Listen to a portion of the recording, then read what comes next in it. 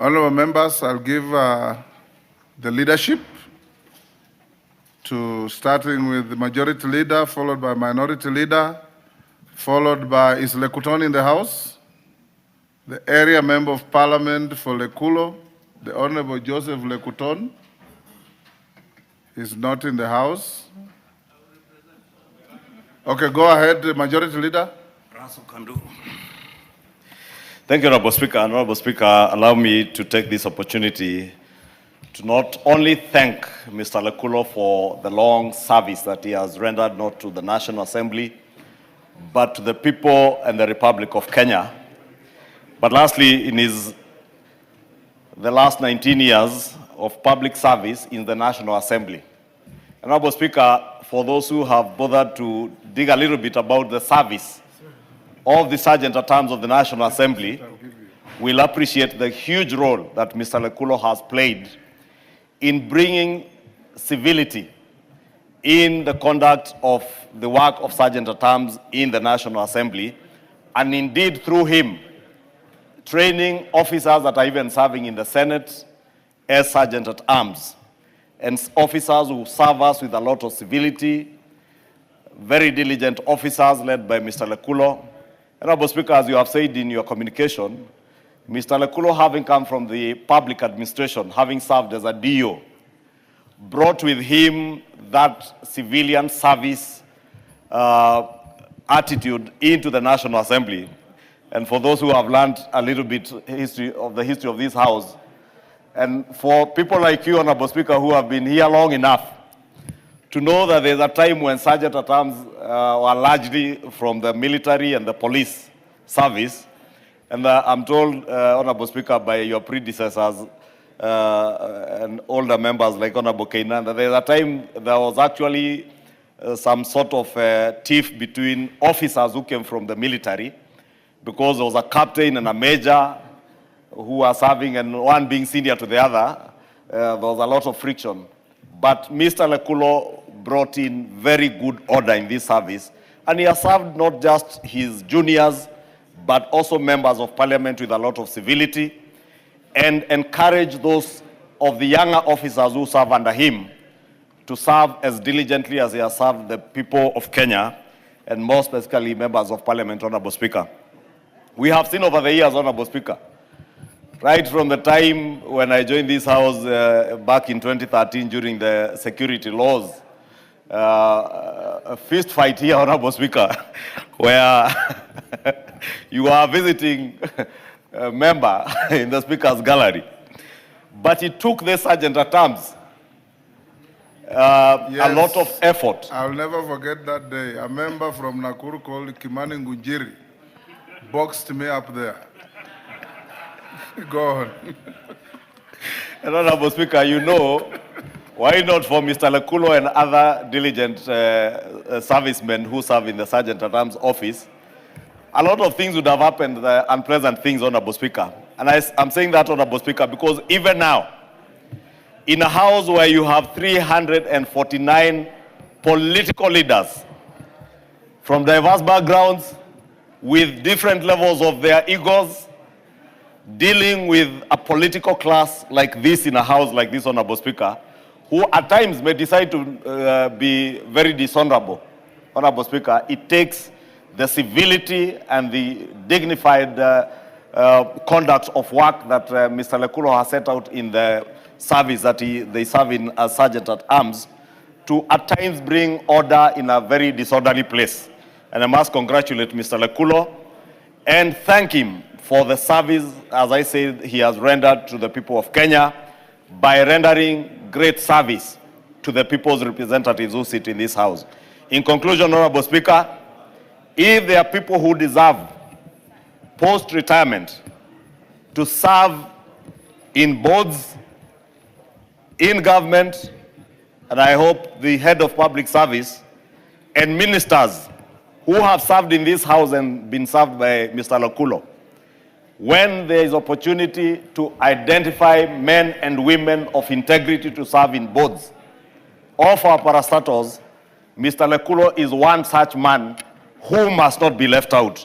And we must ensure, Honorable Speaker, and we will work to ensure that Mr. Lekulo goes on to serve in boards of government agencies because he deserves it, Honorable Speaker, and is a man of unquestionable integrity and a man who represents a very small community in this country, Honorable Speaker, and I'm sure many members of Parliament may not know that Mr. Lekulo comes from the Leulo community, the smallest community in this country. And if an Leulo could rise from being a student to qualify to be a public administrator as a DO and rise to the high office of the Chief Sergeant at Arms of the National Assembly, it tells you that any child in Kenya can be anything that they desire to be and they work to be. And Mr. Lekulo remains a shining example to not only the Leulo community, but to also other marginalized and small communities in this country that they have a chance. In conclusion, Honorable Speaker, I want to address you. As the chair of the Parliamentary Service Commission, the Leulo community have lost one position in the National Assembly.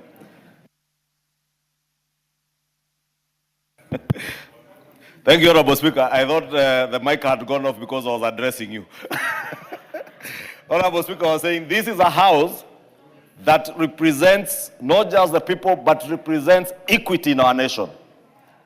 And it is important, Honorable Speaker, that this position that Mr. Lekulo held, that was held by a man of great repute from the Leulo community, that the Commission works to ensure that we get more Leulos to serve in the National Assembly, so that all the people of Kenya, when they are represented by members of Parliament, can also see the face of their communities in the staff establishment within the National Assembly. And I must, Honorable Speaker, congratulate the Parliamentary Service Commission that has ensured that this House becomes a hallmark of actual equitable representation of people within our staff establishment, Honorable Speaker. And with that, again, Mr. Lekulo, congratulations. And in all your future endeavors, may you continue serving with the diligence and dedication that you have served us as the people's representatives, and in your service to us, you have served the people of Kenya. Thank you, Honorable Speaker. Junet. Thank you, Mr. Speaker. Mr. Speaker, I want to thank you for granting me this opportunity to bid farewell to a distinguished officer of Parliament, Mr. Speaker. Mr. Speaker, the outgoing Sergeant at Arms, Mr. Lekulo, this moment, Mr. Speaker, is both emotional because, Mr. Speaker, since I came to this Parliament, I have known Mr. Lekulo as the Sergeant at Arms, Mr. Speaker. And Mr. Speaker, Mr. Lekulo looked soft-spoken, but he was very firm when he wants to make a decision. And when there were issues of security or disorder in the House, Mr. Speaker, as well you will know who Mr. Lekulo is, Mr. Speaker.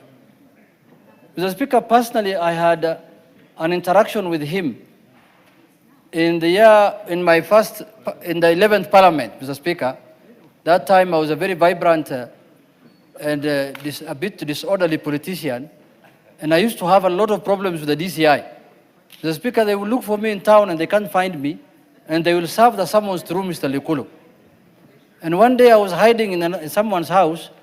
My wife called me, I don't know how we got her number, and told me somebody called, Mr. Lekulo has called, and he has said the police is looking for you. And he has the summons, tomorrow morning go to Parliament and collect the summons. So, Mr. Speaker, I didn't come to Parliament. I went to Nation to do an interview in the morning. And the Nation people promised me they will hide me after the interview. And when I just walked out, I found the DCI inside the studio where we were doing the interview, Mr. Speaker. I wish I had followed Lekulo's instructions that I come to Parliament to collect the summons so that I can go to the DCI, Mr. Speaker. So, Mr. Speaker, this is a man who knew what he was doing. This is a man who has served this country with dedication, this institution, Mr. Speaker, with dedication. This is a man that we are going to miss as parliamentarians, Mr. Speaker. Mr. Speaker, as the majority leader has alluded to, this man comes from the smallest community in the country called Leulo. A lot of us didn't know that. We were assuming he's a Samburu, he's a Maasai or something. Until today, when we did research on him, because of his living, is when we realized that he's from Leulo, Mr. Speaker. And that shows you how representative parliament can be, both in terms of representation in the House and the staffing, Mr. Speaker. Mr. Speaker, this is a man we should not let go after even he retires. This man, if there was, there's these positions that are in the Parliamentary Service Commission that are normally nominated by parties, minority and majority. This man should be in the Parliamentary Service Commission. He will do better than some of them who are there now. Putting on, I can tell you, he has more experience, more knowledge.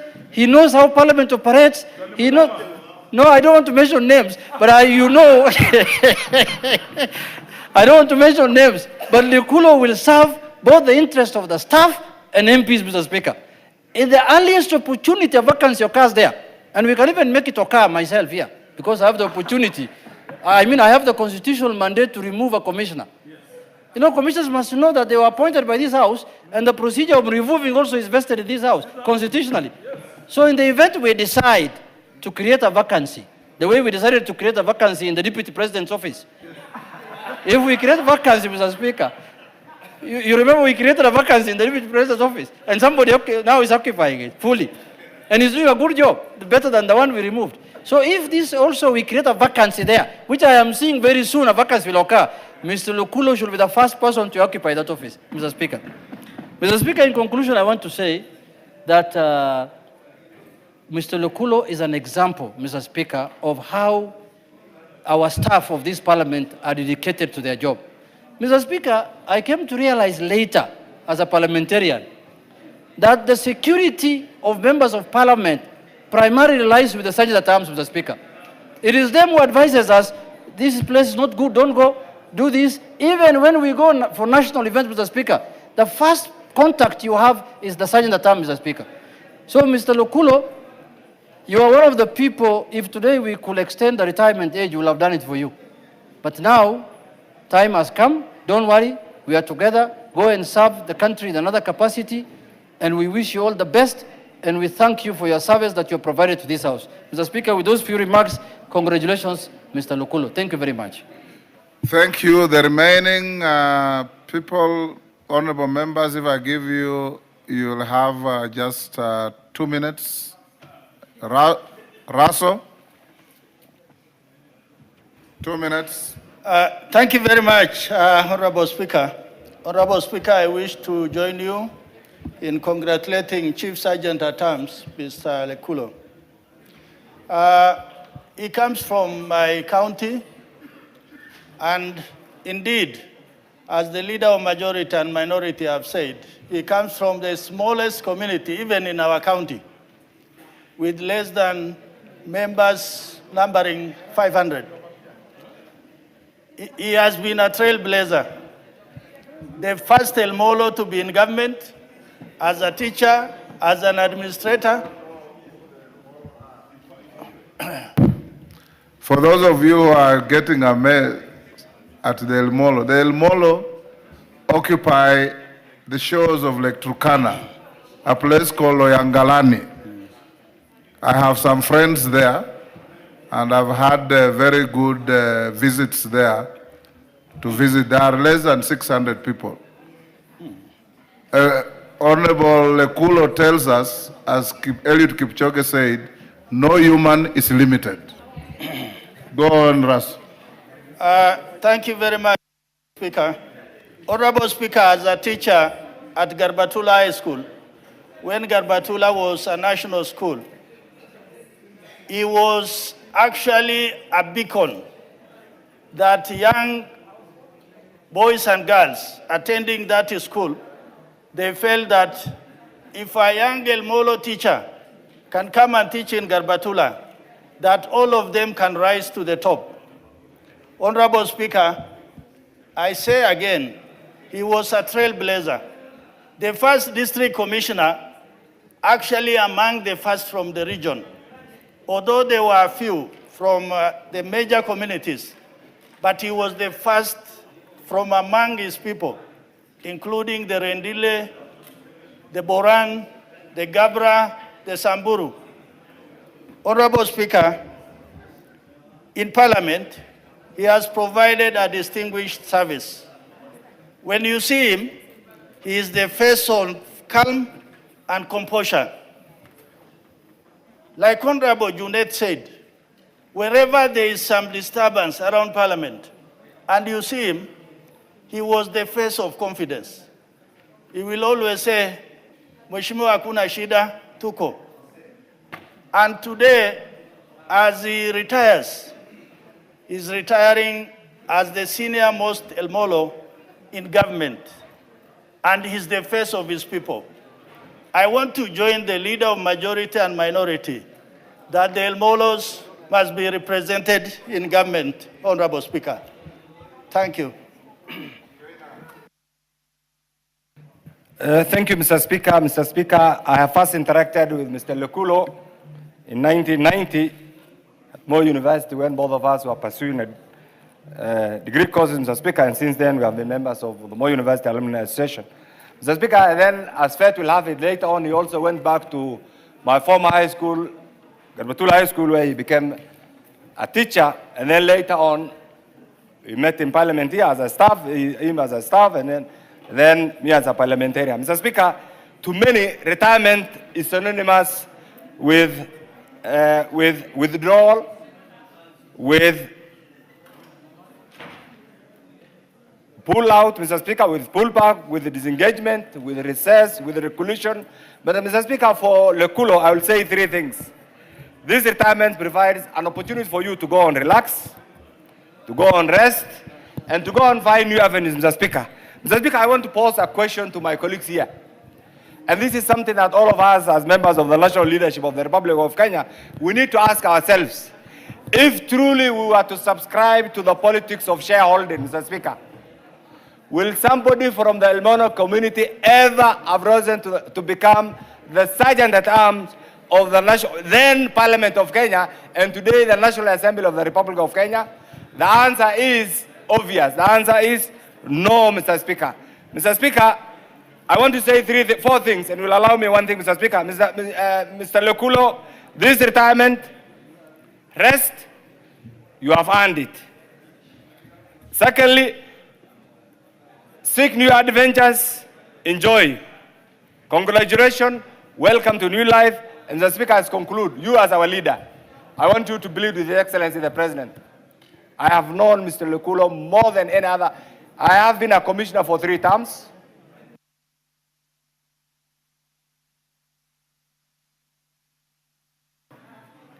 And I will say one thing that many members don't know. I have joined this parliament when most of the staff was secondees from either special branch or special DOs.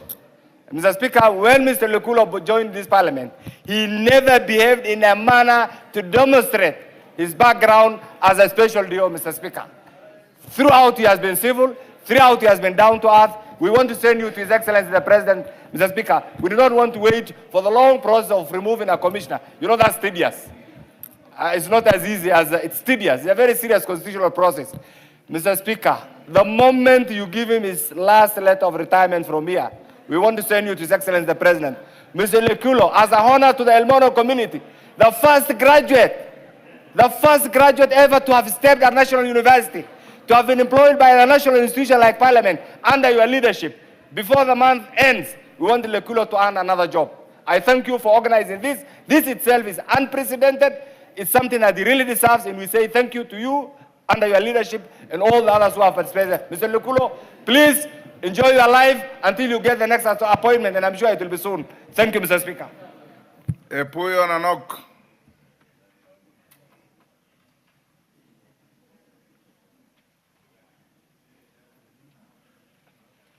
Give Epuyo the mic.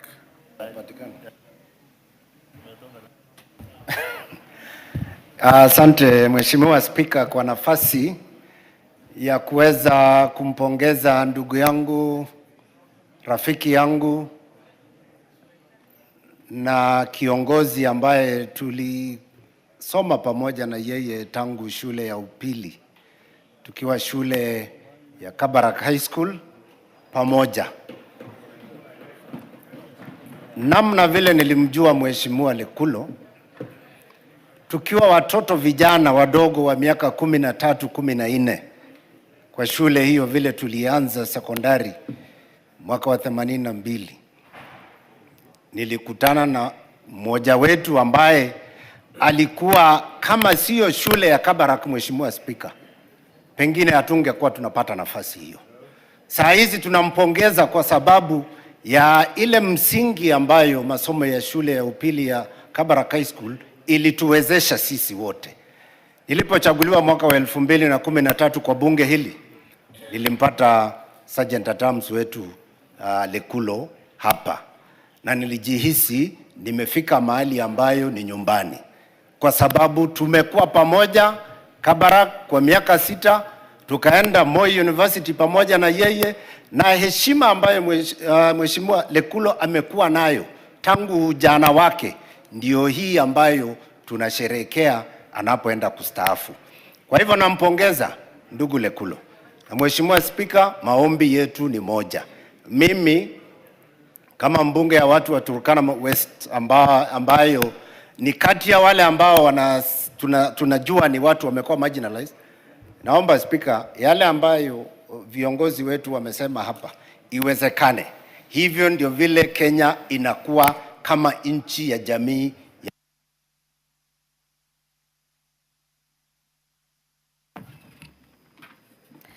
Thank you, Mr. Speaker, and thank you also to Parliament for honoring Mr. Lekulo. I must say that just watching the procession and the whole ceremony, it was emotional and almost gave me goosebumps. And I'm so happy, and I want to congratulate Mr. Lekulo that this happened when he's alive. Most of the time we praise people and give service and give accolades once they are gone, Mr. Speaker. But I want to thank God that God has given Mr. Lekulo the years, the time to be alive, to hear members of Parliament give him his flowers when he's still alive, Mr. Speaker. And thank you so much for your leadership also, Mr. Speaker, for allowing us this opportunity to do this, Mr. Speaker. I must say that Mr. Lekulo, you would not even think he's the Chief Sergeant at Arms, Mr. Speaker. He has the soft power. He has something that most of us can emulate from him, Mr. Speaker. That you can actually be at the top, but lead with grace, lead with humility, lead and ensure that the troops that you lead also follow in line or toe in line by being humble and not too forceful, Mr. Speaker. I also would like to say this about the Molo community. Actually, if you Google them, you even see they're endangered. I don't know what is endangering them at the shores of Lake Turkana, but I can also see the amusement of some of my colleagues here. If you come from a point of privilege, from where you come from, you should also just accommodate, because this is what makes the nation. This is what makes all of us, regardless of where you come from, Mr. Speaker. Mr. Lekulo has shown us that it doesn't matter really where you come from. It doesn't matter the circumstances that you have gone off. Given an opportunity in this country, Mr. Speaker, each and every Kenyan can serve this country with dignity, can serve this country, Mr. Speaker, with the diligence that is required. And I must salute you, Mr. Lekulo. I must salute your family for allowing you to serve this parliament, Mr. Speaker. I can imagine the long hours that you had to work sometimes in this house, Mr. Speaker. Your family stood by you, and I'm happy that they are all here to hear what we have to say about you, Mr. Speaker. And I do hope that the values that you put that you have shared with the other sergeant at arms, Mr. Speaker, that they will live on, that your gap will not be felt, that we will continue to see the same discipline that we are seeing amongst the sergeant at arms, Mr. Speaker. I also want to agree, and thank you so much for taking care of the mace. I didn't know the mace was purely your job. I'm told the mace, if there was a problem with the mace, it was you. Thank you for taking care of this mace. Otherwise, would have gone into election prematurely. But just as it has been said, I'm sure the country can tap into his immense experience and knowledge in serving in other positions, Mr. Speaker. Thank you very much. Thank you. Come, Kate. And don't tell us that Lekulo was a warlord like you. He wasn't. He wasn't. Thank you, Mr. Speaker. He's a very peaceful man. Yeah, I want to confirm, Mr. Speaker, that Mr. Lekulo is indeed a very peaceful man, just like me. Mr. Speaker, I have had the privilege of serving with Mr. Lekulo as a member of staff in this parliament. I joined this parliament in February 1997. He came much later. And I want to confirm that what has been said about him is indeed true, as we have observed over the years. Mr. Speaker, Mr. Lekulo, like has been said, comes from a very small community. And he has demonstrated, Mr. Speaker, that it does not matter where you come from. As long as you're given a chance, you are able to serve in whatever capacity you're given in the nation. I want, in paying tribute to Mr. Lekulo, Mr. Speaker, I want to remember the former Speaker, Honorable Kaparo. I want to thank Honorable Kaparo for identifying Mr. Lekulo. In as much as Mr. Lekulo has done a beautiful job for this parliament, we must remember that the former Speaker also played a big role in identifying his talent and recruiting him to the Sergeant-at-Arms position, just like some of us here in this life. Mr. Speaker, Mr. Lekulo has demonstrated that even somebody from a minority community can serve at the highest level in this country, just like the current deputy president. I see some people looking that do. Time up. Peter Oscar Nabulindo. Thank you, Mr. Speaker. Thank you for giving me this opportunity to say a congratulatory message to my friend and colleague, Mr. Lekulo. I knew Mr. Lekulo when I was employed in Parliament here as a young graduate. That's in 2002. And he's one of the officers who actually welcomed me here and trained me, a training that enabled me to excel in my career here in Parliament, in the Hansard Department first, in the National Assembly, then later the Senate. Mr. Speaker, I want to take this time to thank Mr. Lekulo for the service he has offered to this Parliament and to me as an individual. I wish him all the best as he goes to his next phase of life. Mr. Speaker, Chief Lekulo here, we used to call him, he has transformed the Sergeant-at-Arms Department from what it used to be, a very rudimentary security organ, into an ultra-modern security organ for Parliament in the modern times. Mr. Speaker, as Mr. Lekulo proceeds ahead, I urge the leadership of this country not to leave him in the cold. A man who has offered service to Parliament for so many years, we should not hear word that he has gone into oblivion or into some very funny life. Mr. Speaker, I'll take this chance again to wish him all the best. Mr. Lekulo, as you proceed. Wangari. Asante sana, Bwana Spika. Hata mimi niunge wenzangu mkono kwa kumpa mkono wa buriani na mkono wa kumuaga katika kazi yake ya bunge, Bwana Lekulo. Bwana Spika, ni vizuri sana tuweze kumsherehekea kama mpambe mkuu, sababu ameweza kufanya kazi yake vizuri. Sisi wengi hatukujua hata ametoka jamii ya Leulo. sababu hakuwa anaangalia watu kulingana na mahali wametoka. Alikuwa anaweza kutuhudumia sisi wote, uwe kabila gani ama gani. Na Bwana Spika, nataka nikushukuru sana na katibu wa bunge hili, sababu mmeweza kumpea heshima yake na msafara wake wa mwisho, na kuweza kubeba hata siwa ambayo ni siwa ambayo tunaitumikia hapa, siwa Mamezi, Bwana Spika. Na Bwana Spika, nikiangalia jamii yake pale juu, nafikiri bibi yake ama mke wake anaweza kupitia tabasamu sasa, sababu pia wataweza kurudishiwa baba yao na mume wake kiasi. Haijaisha jameni. Sababu Bwana Spika, kazi ya kukua mpambe mkuu katika bunge si rahisi. Hawa wabunge wametoka utamaduni tofauti, wametoka mahali tofauti, na wanampigia simu mpaka saa 6 wakati kuna jambo la usalama, lakini sasa wataweza kurudi kwa jamii yake na aweze kukaa na watoto wake, na vile vile aweze kuenjoy ama kuweza kusherehekea kustaafu kwake.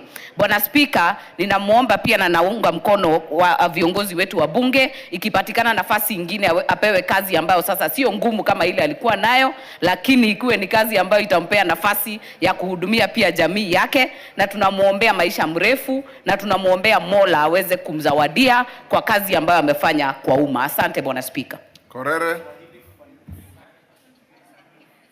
Mother, well done. Nashukuru Mheshimiwa Spika. Mheshimiwa Spika, naungana na wenzangu ambaye wamemlimbikizia sifa huyu bwana Lekulo. Mheshimiwa Spika, mimi nilimjua Lekulo kabla kuingia kwenye hii bunge, alipokuwa mkuu wa tarafa ya Mgogodo ambayo makao yake makuu iko katika Doldol. Na Mheshimiwa Spika, tangu nimjue hadi leo amekuwa ni mtu mwenye nidhamu na bidii ya hali ya juu.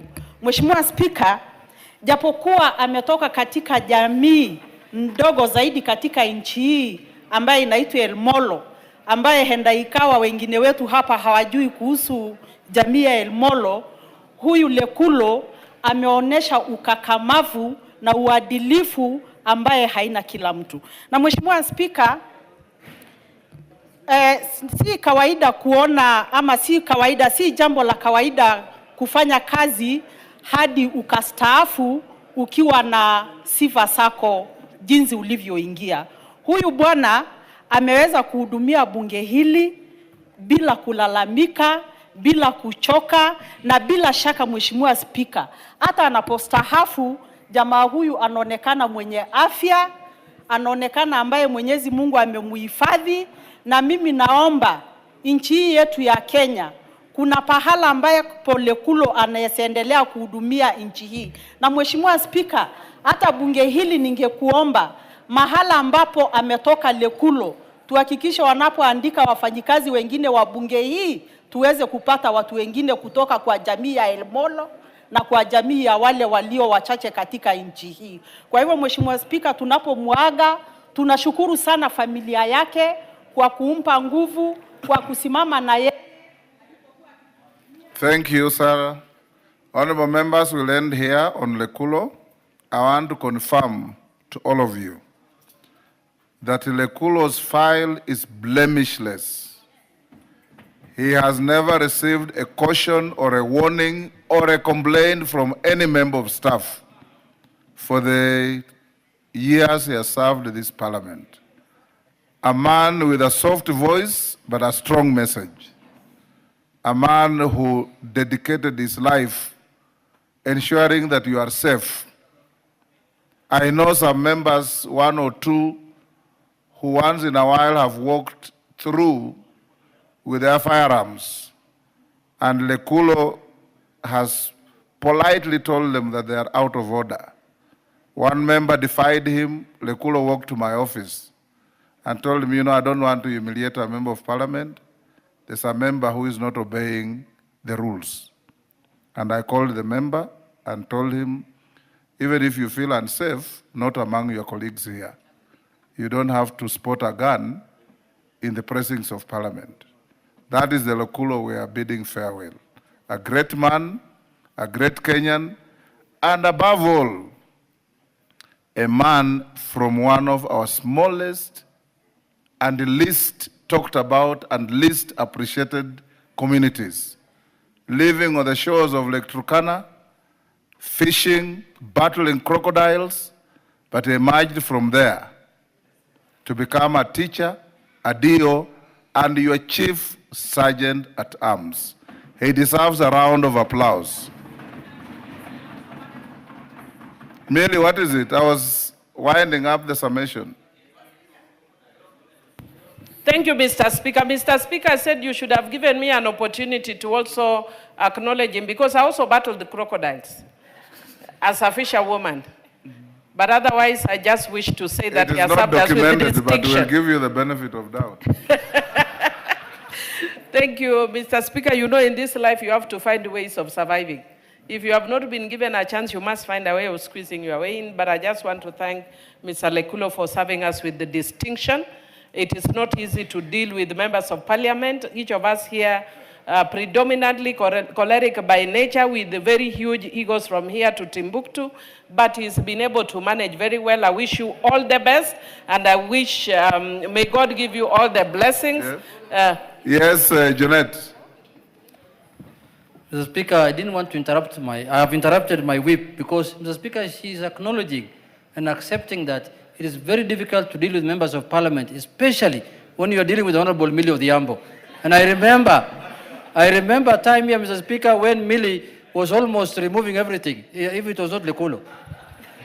Mr. Speaker, let me respond to Honorable Junet Mohammed. Mr. Speaker, I'm usually very difficult to deal with because I'm a bad girl.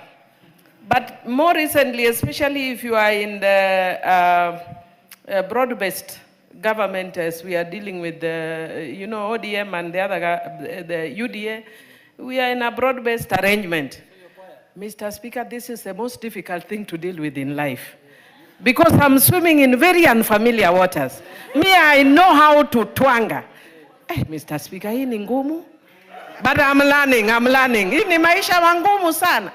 Sorry for mixing, but I'm learning. I'm learning to swim katikati kidogo. Keep it to Lekulo. Thank you, Mr. Speaker. Mr. Speaker, at least when you give me to appreciate Mr. Lekulo, at least that is waters I can swim very nicely around. And I just want to thank you because you have served this parliament with distinction. And as Honorable Junet says very correctly, that most members, because by nature we are predominantly choleric for those who understand personalities. And because of that, we are very difficult. Even when we are the ones who are on the wrong, we insist we are on the right. So I just wish to, pray for God's blessings. You are retired but not tired, so continue serving humanity. And welcome still to Parliament, offering advisory for the others who will take over. Thank you. I wanted to close here. Yes, Wambichomba, 1 minute. Milemba, 1 minute. I want to close here. Yes. Mr. Speaker, thank you for appreciating that I should say something. And I was just wondering, we have had very many national accolades and national awards that we have given to outstanding members of public service. It is my recommendation that, Mr. Speaker, with your permission, because we don't have a Speaker's Award, we recommend the retiring major, the wonderful worker, to get a national recognition and acknowledgement by the government of Kenya. He has one already. We would want to recommend that he get another one for handling Millie Odhiambo and Gathoni Wamuchomba in this house. Milemba, 1 minute. I want to close here. Thank you, Honorable Speaker. In the early times of the 80s and 70s, the national schools were very few, and Gabatula was one of them. And Mr. Lekulo, now retiring, was a teacher at Gabatula. It was one of the schools you'd hardly get a chance to teach in. And he is an epitome of how teachers can rise through the ranks. He epitomizes the future of teachers, having led the way as the earliest teacher from a school to parliament to a chief sergeant at arms. We want to wish him well as he goes back to home, and we hope he will continue doing a good service for the community, which is hardly 1,400 people if you look at the census of 2019, but the real El Molos are just about 500, and they face serious challenge of being assimilated by the Samburu and the Turkana. This is a community that needs to be protected. Thank you, Honorable Speaker. I wish you very well, Brother Lekulo. Thank you, honorable members. Let's end there. And Honorable Lekulo, we wish you well. And we hope that you'll have an opportunity to serve this country in other capacities. And Majority Leader Kimani Ichung'wah, in diplomacy we say you can go and whisper into the right ears on behalf of Mr. Lekulo, so that he can be able to be accommodated beyond here. And I want to encourage the managers of this parliament, starting with myself, that this parliament is not for any exclusive communities. It is for all of us as Kenyans. And Lekulo has been the only El Molo worker.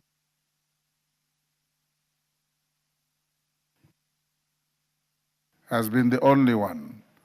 Parliament should find a way of accommodating some of our very, very minor communities. I would want to see a Makonde here.